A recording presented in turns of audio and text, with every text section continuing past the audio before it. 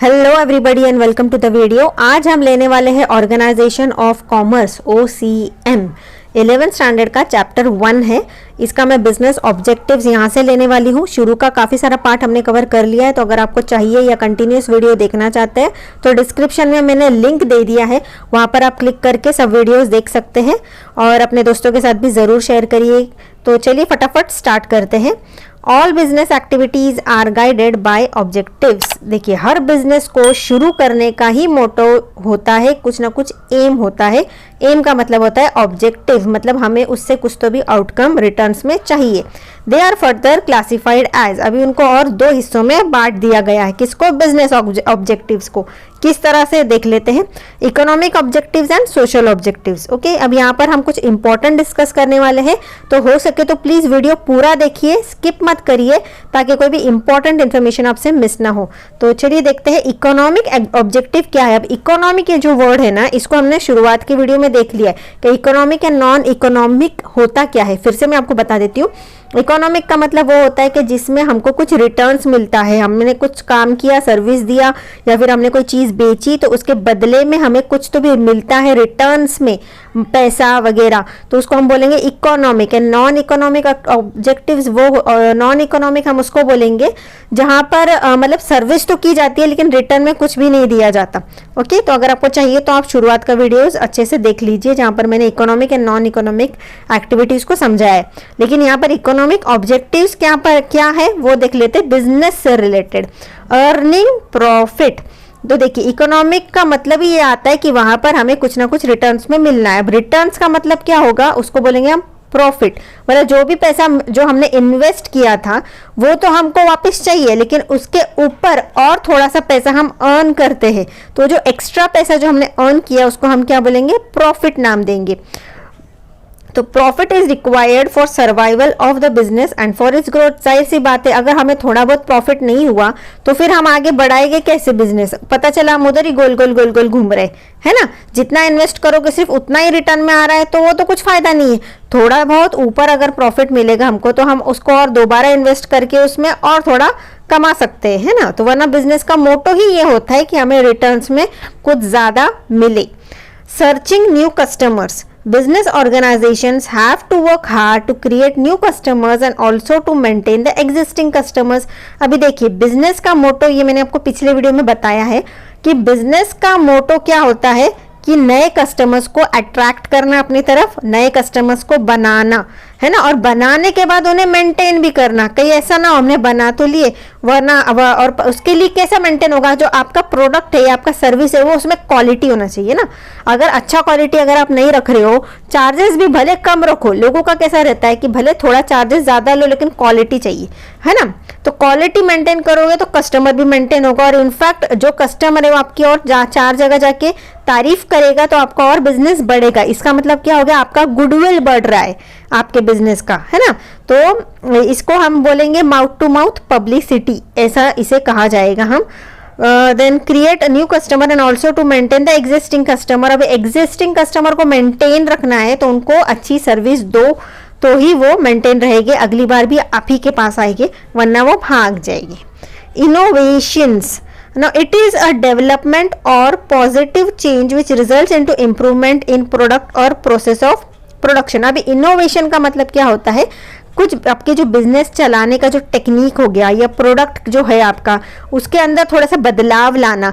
कुछ ना कुछ इनोवेशन का मतलब क्या होता है? थोड़ा बहुत बदलाव करना बेहतर की ओर। ओके, ताकि लोगों को ना हमेशा एक चीज दिखती है ना तो बोर हो जाता है, थोड़ा बहुत अलग चाहिए। जैसे कि अगर आप सादा साबुन क्यों ना यूज करते हो नहाने का, उसके अंदर भी आप देखोगे कुछ टाइम के बाद में उसका पैकिंग चेंज होगा, वो साबुन का डिजाइन चेंज हो जाएगा, या थोड़ा बहुत कलर चेंज हो जाएगा, या जो टीवी पर एडवर्टाइजमेंट करती है वो मॉडल चेंज हो गई। कुछ ना कुछ उसमें चेंजेस करना जरूरी है ताकि लोग बोर ना हो, और वो क्वालिटी तो आपको रखना है वैसे ही। It has to spend money on R&D। अभी इसके अंदर क्या है, अभी ये आप कैसे करोगे? आप देखिए, कई बार ऐसा होता है सर्वे करते करते ना बहुत सारी आंटी लोग आपके घर तक भी आती है, जो आपको फ्री में भी प्रोडक्ट देती है। शैम्पू के पैकेट फ्री में दे देगी, साबुन के पैकेट 2-3 फ्री में दे देगी, तो और उसके बदले में आपसे सर्वे करते हैं कि आपको ये प्रोडक्ट कैसा लगता है, आप रिव्यू दो वगैरह वगैरह, है ना। तो ये सब होता था, पहले तो बहुत होता था, मतलब एटलीस्ट यहाँ आज से अगर हम 10-15 ईयर्स पीछे जाए तो बहुत सारे लोग जो बैग भर के शैम्पू के पाउचेस, क्लिनिक प्लस, ये जो सनसिल्क शैम्पू है, ये जो सब है ना, इसके पाउच के पाउच 4-4, 5-5 फ्री में बांटा करते थे।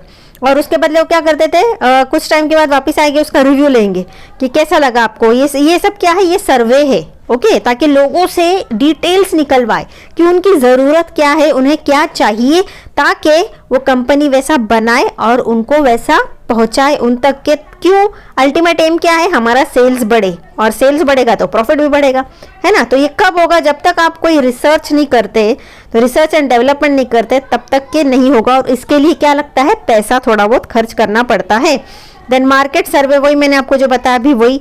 यूज ऑफ टेक्नोलॉजी, अगर आपकी कोई मशीन्स वगैरह है पुरानी हो गई है तो उसे चेंज करो, कुछ नई इनोवेशन, नई मशीन्स आई होगी जिससे फास्ट काम होता रहेगा। 4 पैकेट के बदले अगर 10 पैकेट या 100 पैकेट बनते हैं, वैसा कुछ इनोवेशन हुआ रहेगा, तो वो भी आप कर सकते हैं। आगे क्या है, best possible use of resources. Resources are scarce and have alternative uses. अभी रिसोर्सेज जो होते हैं ना, कि ऐसा बोलेंगे जिससे कि आप अपना फिनिश प्रोडक्ट्स बना सकते हो, ओके। लेकिन कई बार ऐसे resources are scarce and have alternative, एक रिसोर्सेज का बहुत सारा अल्टरनेटिव यूज भी होता ही है actually. They should be use to its maximum and should not be wasted. अभी रिसोर्सेज जो है ना बहुत कम है, तो उनको जितना हो सके ज़्यादा से ज़्यादा उनको उपयोग में लाना है और वेस्ट नहीं करना है। Optimum use of resources ultimately leads to increasing profit. अभी ऑप्टिमम यूज का मतलब क्या होता है कि उसे सही तरह से, सही ढंग से यूज करो। अभी अगर मैं आपको एग्जांपल दूं तो क्या दूर, देखिए जैसे कि कोयला हो गया, है ना। ये जो ज़्यादातर ये जो रिसोर्सेस होती है ना, ये नेचुरल चीज़ों से हमें पाई जाती है। अभी भले वो कोयला जो है हमको कहाँ से मिलता है, वो खादान खोदते हैं, माइनिंग करते हैं उसका। अभी कोयले को बहुत सारी चीज़ों में हम यूज़ कर सकते हैं, है ना। मतलब रिसोर्स हो गया, जो कोयला हो गया वो रिसोर्स हो गया, लेकिन वो स्केर्स है। अगर आप उसको यूज़ करते जाएंगे, पता चला एक दिन वो फिनिश हो गया, है ना। ऐसा नहीं होना चाहिए, मतलब यूज तो करना है, देख दिखा के संभल के यूज करना है। अभी कोयले से आप बहुत कुछ कर सकते हो। अगर आप चाहो तो घर में सप्लाई कर सकते हो, जहाँ पर लोग चूल्हा जला के अपना खाना भी बनाते। अगर आप चाहो तो फैक्ट्री में सप्लाई कर सकते हो, जहाँ पर लोग बड़ी बड़ी कंपनीज और साबुन वगैरह बनाते हैं, उसको आग लगती है तो उसके लिए भी कोयला। या फिर आप चाहो तो रेलवे को सप्लाई कर सकते हो, वहाँ पर ट्रेनें चलती है। या फिर अगर आप चाहो तो उसका पाउडर कर सकते हो, फेस पैक में मिला के चेहरे पे भी लगा सकते हो ना। कितना कुछ है, मतलब रिसोर्सेस केयर है, लेकिन वो तो बेचारा उतना ही कोयला है। पता चले यूज करने वाले इतने लोग हैं, लेकिन वो चीज बेचारी जो जान है वो तो इतनी सी है ना। तो इसीलिए वो केयर से संभल के यूज करना चाहिए। और एक रिसोर्स के बहुत सारे अल्टरनेटिव यूजेस होते हैं, मतलब एक कोयला है उसका कितना अल्टरनेटिव यूजेस अलग अलग तरीके से किया जाता है, इसीलिए उसे वेस्ट नहीं करना है। अभी ये मैंने सिर्फ कोयले का एक एग्जाम्पल दिया, ऐसी बहुत सारी चीजें होती है, जैसे कि वुड हो गया, है ना, ऑयल्स हो गए, ये सब कुछ।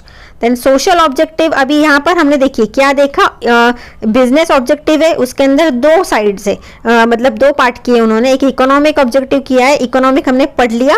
अब यहाँ पर हम क्या देखेंगे, सोशल ऑब्जेक्टिव क्या है वो देख लेते हैं।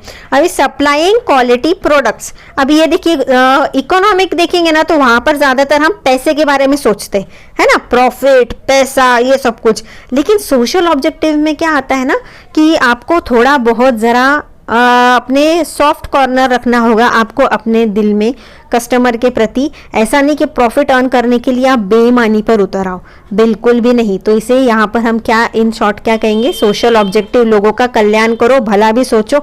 ऐसा नहीं प्रॉफिट अर्न करने के चक्कर में आपने अच्छा खासा कुछ मिलावट कर दिया जो कि लोगों को फायदा नहीं पहुंचा रहा है, नुकसान पहुंचा रहा है, ओके। तो आप भी देख लेते, या फिर आप झूठा एडवर्टीजमेंट कर रहे हो, जैसे कि अभी फेयर एंड लवली देख लो, कई 17 साल से भी लोग यूज कर रहे हैं लेकिन अभी तक गोरे नहीं हुए। ये क्या हो गया, फेक एडवर्टीजमेंट हो गया, है ना। तो आगे देखते हैं सप्लाइंग क्वालिटी प्रोडक्ट्स। अभी every business has to provide quality products to its customer. Quality means a combination of purity, safety, durability, utility etcetera. अभी वही मैंने आपको जो पहले समझा कि क्वालिटी इज अ मस्ट। अगर क्वालिटी नहीं दोगे ना, अगली बार वो कस्टमर आपके पास आएगा नहीं, ओके। तो इसके अंदर प्योरिटी होना चाहिए, जो बोल रहे हो वही चीज़ होनी चाहिए, फेक नहीं होनी चाहिए, सेफ्टी होनी चाहिए। ऐसा नहीं कस्टमर ने अपने चेहरे पे कुछ लगाया और वो उसको रिएक्शन हो गया वगैरह और आपने सेफ्टी की वार्निंग भी नहीं दी। ड्यूरेबिलिटी अच्छा खासा चलना चाहिए, कहीं ऐसा ना हो कि आपने बोला है 4 साल चलेगी कोई मशीन और जब कस्टमर खरीद लेता है और वो फर्स्ट यूज़ में ही ख़राब हो जाए या फिर 2 यूज़ में ही ख़राब हो जाए। नहीं, यूटिलिटी ज़रूरत उसके लोगों को ज़रूरत भी होनी चाहिए उस चीज़ की, ओके रहनी चाहिए और उस तरह से आपने उसको प्रोवाइड करनी चाहिए और वो उसकी ज़रूरत को पूरा करने के लिए उसमें सक्षम होनी चाहिए। आगे क्या है, अवॉइडिंग अनफेयर ट्रेड प्रैक्टिसेस, यही झूठाई मत करो, झूठा चीज़ मत करो, सही है वैसा ही करो। Unfair trade practices like black marketing, okay black marketing जो होता है, ब्लैक मार्केटिंग का अगर आप देखोगे मिसलीडिंग एडवर्टीजमेंट्स, वही मैंने आपको देखो बताया था, जैसे कि कुछ फेस क्रीम के प्रोडक्ट से बोलते गोरा कर देंगे और लोग पागल की तरह 17 साल से 20 साल से लगा रहे और वो कुछ गोरा रंग तो होता नहीं है लेकिन कंपनी का सेल्स अच्छा खासा चलता है। उसके ऊपर बहुत सारी केसेस भी हो गई है एक्चुअली। देन जैसे कि अभी बॉर्नविटा वगैरह ये जो है प्रोडक्ट्स है ना, ये क्या बोलते हैं बच्चों को काफ़ी हेल्दी है, उनका वेट गेन होता है, ये होता है वो होता है, लेकिन एक्चुअली में होता है क्या नहीं। उसमें अगर आपका उसके अंदर क्वांटिटी देखोगे ज़्यादा से ज़्यादा उसमें शुगर होता है जो कि हार्मफुल होता है हमारी बॉडी के लिए। बेटर है आप अंडे खाओ, दूध पियो, है ना। देन रॉन्ग मेजरमेंट, कई बार रॉन्ग मेजरमेंट मतलब 100 ग्राम का प्रोडक्ट है और वो दिखा रहा 100 ग्राम से और उसके अंदर भरा हुआ है सिर्फ 80 ग्राम्स, मतलब गलत वो मेजरमेंट है। ये किस में होता है, ये कौन से होता है, कुरकुरे वगैरह आप खाते हो, कुरकुरे तो नहीं, आई थिंक लेज में होता है, लेज कंपनी है ना चिप्स बेचती है, बताती तो काफ़ी अच्छा खासा ग्राम है लेकिन जब खोलोगे तो 1 या 2 चिप्स ही आपके हाथ में पड़ते हैं, लेकिन उसका एडवर्टीजमेंट बहुत अच्छा किया है उसने, ब्रांडिंग बहुत सही की है इसीलिए बिक रहा है वो अच्छा खासा इसमें, है ना। देन आगे जो है ये जो आपको बताना था black marketing, okay black marketing का मतलब क्या होता है कि देखिए जो भी आप सेल करते हो ना उसके अंदर कुछ हिस्सा गवर्नमेंट को जाता है एज अ टैक्स या फिर GST, ओके मैं भी बिजनेस करती हूँ, मेरा भी प्रोडक्ट्स है जो मार्केट में है, तो उसके ऊपर मुझे हर एक प्रोडक्ट जो बिकता है उसके ऊपर मुझे कुछ % टैक्स या फिर GST पे करना पड़ता है। अभी कई बार क्या होता है ना, मैं गवर्नमेंट को सपोज दिखाऊंगी ही नहीं कि मैं सेल कर रही हूँ और मैं थोड़ा जहाँ मेरा समझो 100 रुपीज़ का अगर कोई पैक है, कोई चीज़ है सेल कर रही हूँ जो गुड्स में, तो मैं सामने वाले को बोलती हूँ तू 90 में खरीद ले और 100 पैक्स उठा ले मेरे पास से खरीद ले, है ना। तो मतलब क्या होगा, मुझे भी गवर्नमेंट को जहाँ पर 20 या 30 रुपए टैक्स भरना पड़ता था तो वहाँ पर मुझे टैक्स नहीं भर रही हूँ मैं, उसके बदले मैंने सामने वाले को 10 रुपए का डिस्काउंट दे दिया और मुझे भी प्रॉफिट हो गया, सामने वाले को भी प्रॉफिट, मतलब सस्ते में मिल गई वो चीज़, जिस हालांकि ये अल्टीमेटली कौन भरता है, ये कस्टमर को ही उसको ये लगता है चार्जेस, घुमा फिरा के कितना भी, जितना चेन बढ़ेगा ना उतना प्राइस बढ़ेगा, मिडलमैन जितने बढ़ेंगे ना तो उतना प्राइस बढ़ता है और जितना प्राइस बढ़ेगा तो उतना कस्टमर को ही भरना पड़ता है। जो टैक्स वगैरह जो सब भरते हो ना, तो ये कोई सेलर ऐसा सेलर तो भर रहा है लेकिन ऐसे समझिए इनडायरेक्टली वो कस्टमर भर रहा है। वो पैसे किससे निकलवाएगा, कस्टमर से ही निकलवाएगा, उसी से निकलना पड़ता है एक्चुअली, क्योंकि वो जो अल्टीमेट यूजर होता है ना प्रोडक्ट का, उसी का काम होता है टैक्स वगैरह उसी के जेब से जाता है। भले वो फाइल सेलर कर रहा है लेकिन उसने पैसे किससे निकाले, कस्टमर से, ओके। तो ये क्या करते हैं, टैक्स वगैरह छुपाते हैं, नहीं भरते हैं, तो उसको हम बोलेंगे ब्लैक मार्केटिंग। एम्प्लॉयमेंट जनरेशन, अभी business is a social economic institution. अभी बिजनेस क्या है, जाहिर सी बात है अगर मैं बिजनेस स्टार्ट करती हूँ तो मेरे हाथ के नीचे 4-5 लोग कम से कम, या एटलीस्ट बड़ी कंपनी है तो कितने हजारों से लोगों को जॉब्स मिलती है ना, एक बिजनेस की वजह से। तो business should create jobs for skilled and unskilled people. अभी जब अगर जो बिजनेस बनाया है तो जाहिर सी बात है उसके अंदर उसका अल्टीमेट रिजल्ट भी क्या होता है कि लोगों को उम्मीद क्या होती है कि ये स्किल्ड एंड अनस्किल्ड पीपल को जॉब्स भी देगा। It should provide employment opportunities to economically backward and दिव्यांग पर्सन्स, कि लोगों उसने क्या करना चाहिए, थोड़ा सा सोसाइटी के बारे में सोचना चाहिए, थोड़ा जो इकोनॉमिकली बैकवर्ड जो लोग हैं या फिर जो जिनका फाइनेंशियल कंडीशन ठीक नहीं है, थोड़ा सा सोसाइटी के बारे में सोच के थोड़ा सा उन्हें जॉब देना चाहिए, या फिर अगर चैरिटी कर सकते तो चैरिटी करिए। दिव्यांग पर्सन मतलब जो कि प्रॉपरली जो हैंडीकैप्ड प्रॉपर मतलब उनको कुछ प्रॉब्लम है या हैंडीकैप लोग हैं उनके लिए भी सोचना चाहिए। अगर कोई जगह है जहाँ पे वो कुछ तो भी काम कर सकते हैं उनके हिसाब से, उन्हें जॉब देना चाहिए। आगे welfare of employees, skilled and unskilled workers are the part of society, है ना। स्किल्ड एंड अनस्किल्ड क्या होता है ये मैंने पिछले वीडियो में बता दिया है आपको। So if employees are properly taken care of, it brings welfare to the society. अगर देखिए लोगों का अच्छा जॉब मिलेगा, अच्छा सैलरी मिलेगा, उनका स्टैंडर्ड ऑफ लिविंग जो है, उनका रहने सहने का तरीका है वो अच्छा होगा, इम्प्रूव होगा। और वो इम्प्रूव होगा इसका मतलब क्या कि वो अच्छी अच्छी चीज़ें खरीदेंगे मतलब वो क्या होता है, बिजनेस का साइकिल चलता ही रहता है और इसके वजह से क्या होता है, सोसाइटी का वेलफेयर होता है। This can be achieved by providing fair and regular remuneration. अभी ये कैसे अचीव कर सकते हैं कि लोगों को सही उनके काम के हिसाब से सैलरी दो, गुड वर्किंग कंडीशन, ऐसा नहीं कि फैक्ट्री में काम कर रहा है तो उसको वेंटिलेशन नहीं है प्रॉपर, उसको थोड़ा सा रेस्ट करने के लिए अरेंजमेंट नहीं है, उनको खाने पीने के लिए ढंग का कैंटीन नहीं है, सब वर्किंग कंडीशंस उनका अच्छा होना चाहिए, प्रॉपर यूनिफॉर्म्स होने चाहिए। इम्पार्टेबल पर्सनल पॉलिसीज, उनके साथ में कुछ पॉलिसीज अगर साइन कर रहे हैं, कॉन्ट्रैक्ट वगैरह साइन कर रहे हैं, तो ऐसा ना हो कि सामने वाले को आप पूरा निचोड़ दे रहे हो, है ना। उसके भी हित में कुछ कॉन्ट्रैक्ट में होना चाहिए और आपके भी हित में। ऑफरिंग इंसेंटिव्स एक्सेट्रा, उसको अगर देखिए अच्छा काम करता है या फिर फेस्टिवल वगैरह कुछ आता है तो उसको इंसेंटिव्स दो, है ना, ये सब कुछ। Then help to solve social problems, अगर सोशल प्रॉब्लम है, देखते हैं आगे इसमें क्या बताया। Due to rapid industrialisation many social problems arise like traffic jam, growth of slums, air and water pollution etcetera. Business should be aware of this and should try to reduce them. अभी देखिए जैसे जैसे आबादी बढ़ रही है, city की तरफ लोग भागे जा रहे हैं ना जॉब्स वगैरह के लिए। इनफैक्ट अभी विलेजेस तो ज़्यादा रहे ही नहीं है, वो सब कुछ धीरे धीरे सब सिटी में आ जा रहे हैं। तो उसकी वजह से क्या होता है, रोड्स बन रहे हैं, रोड्स के ऊपर काफ़ी सारा ट्रैफिक जैम होता है, स्लम्स, झोपड़पट्टी, ये सब बहुत कुछ बढ़ रहा है। देन एयर पोल्यूशन हो रहा है, वाटर पोल्यूशन हो रहा है। तो इन सबको भी मद्देनजर रखते हुए बिजनेस ने कुछ तो भी कंट्रीब्यूट करना चाहिए। कई सारी इंडस्ट्रीज है जो अपना वेस्ट प्रोडक्ट जो होता है नदी में बहा देती है, छोड़ देती है, जिसकी वजह से बहुत सारी फिशेस वगैरह मर जाती है। लोगों को पीने के लिए वो पानी जो है वो यूज़ करने नहीं आता है। तो ये सब कुछ आपका थोड़ा नेचर की तरफ भी आपका काम है कि उसके तरफ भी ध्यान दे।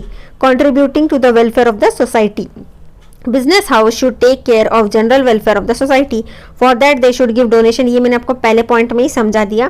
थोड़ा दान धर्म का भी काम करना चाहिए। ऑफरिंग स्कॉलरशिप्स वगैरह अगर आप दे सकते हो बच्चों को वो दे दीजिए, है ना, हायर एजुकेशन के लिए जो बच्चों को काम आ सकते हैं, ऐसा कुछ कर सकते हो आप। Then role of profit in business क्या है देखते हैं। Every business operates with an aim to earn profit that is the excess of revenue over cost. अभी मैं एक काम करती हूँ, काफ़ी वीडियो लंबा हो गया, अगर आपको कंटिन्यूस वीडियो देखना है तो प्लेलिस्ट में जाइए, वहाँ पर देखिए, या फिर देखिए ये जो है ना मैं अगले वीडियो में ले लेती हूँ कि 17 मिनट्स का वीडियो हो गया है। तो चलिए bye bye, have a good day. कैसा लगा वीडियो ज़रूर कमेंट करिए, मुझे बहुत अच्छा लगता है आपके कमेंट्स देखिए। एक लाइक ज़रूर दे दीजिए और अपने फ्रेंड्स के साथ में शेयर करना भूलिएगा नहीं, बिल्कुल भी। आफ्टर ऑल फ्री चैनल है, मैं तो आपको कुछ चार्ज नहीं कर रही हूँ, तो एक शेयर कर दो अपने फ्रेंड्स के साथ में, लाइक दे दो, कमेंट कर दो। ओके, कैसा लगा वीडियो ज़रूर बताना। तब तक के लिए बाय बाय। सब्सक्राइब नहीं किया तो सब्सक्राइब कर दो नीचे। चलो bye bye, have a good day.